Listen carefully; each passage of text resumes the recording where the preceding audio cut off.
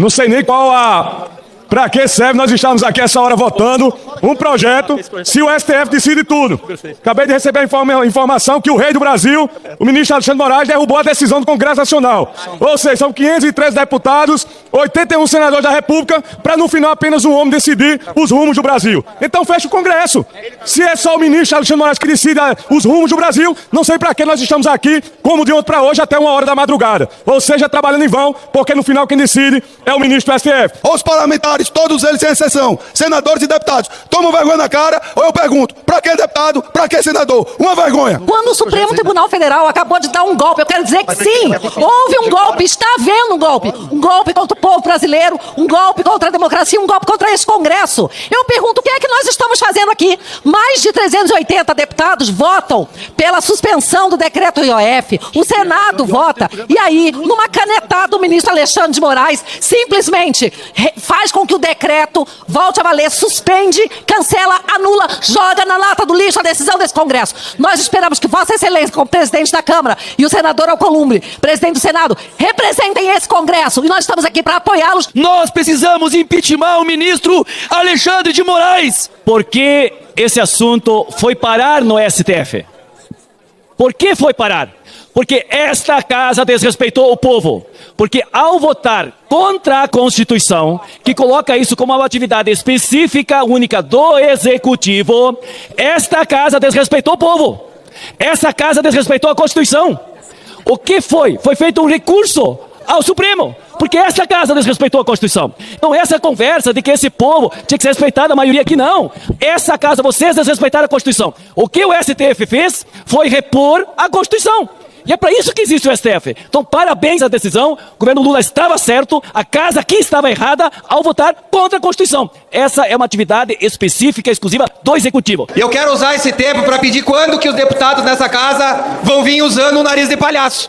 Porque é isso que nós viramos para o Supremo Tribunal Federal. O presidente da casa que teve uma postura extremamente correta, não enviando representante para audiência de conciliação, para quem não tem essa prerrogativa. Atacaram clandestinamente a pessoa do presidente Hugo Motta, indiretamente atacando essa casa. E agora, presidente, em uma atitude vergonhosa de Alexandre de Moraes, que vale mais do que a casa do povo. Isso precisa acabar. Eu estou me sentindo muito mal como parlamentar, depois dessa decisão do ministro Alexandre de Moraes, derrubando uma decisão do Congresso Nacional, do Senado e da Câmara, do Senado por unanimidade, e da Câmara dos Deputados com 383 votos. Vossa Excelência, como primeiro vice-presidente dessa casa, acaba de expressar o nosso sentimento.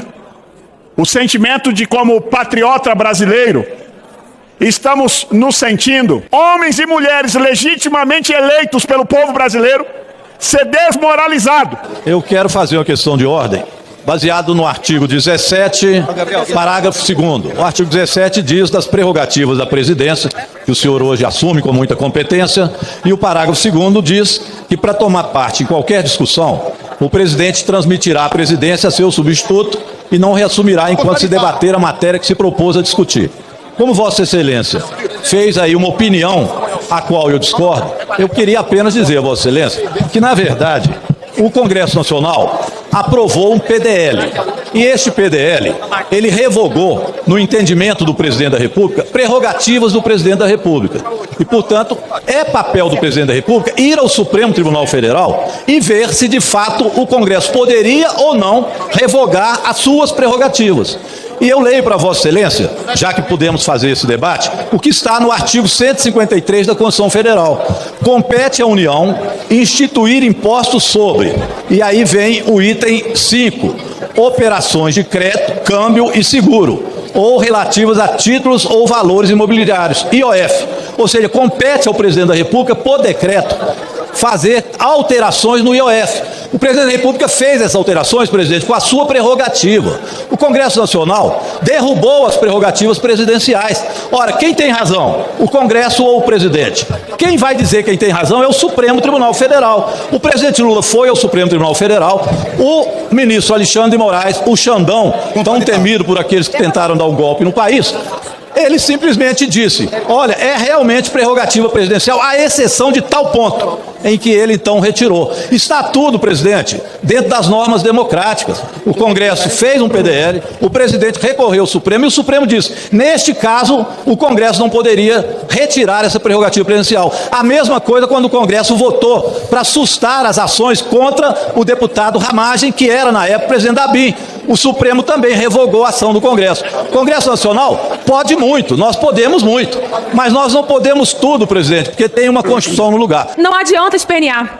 A decisão do ministro Alexandre de Moraes é uma decisão que tem a ver com a competência do Supremo. Qual é a competência do Supremo? Fazer o controle constitucional.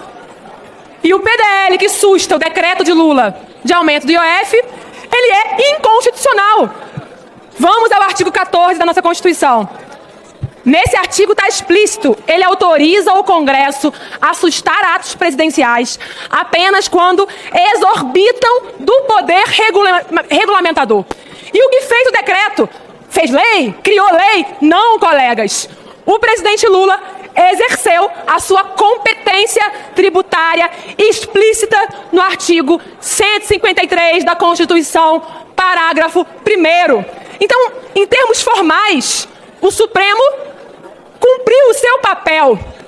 E em termos morais, isso é bom para o povo, porque a decisão do presidente Lula de cobrar a conta de quem ganha mais, de quem tem mais no bolso, para poder não precisar cortar tanto na educação, na saúde, está correta, colegas. O mais importante do que a arrecadação me parece a reafirmação do direito líquido e certo de que o Executivo tem condições de regular, legislar sobre matéria de impostos, especialmente do IOF.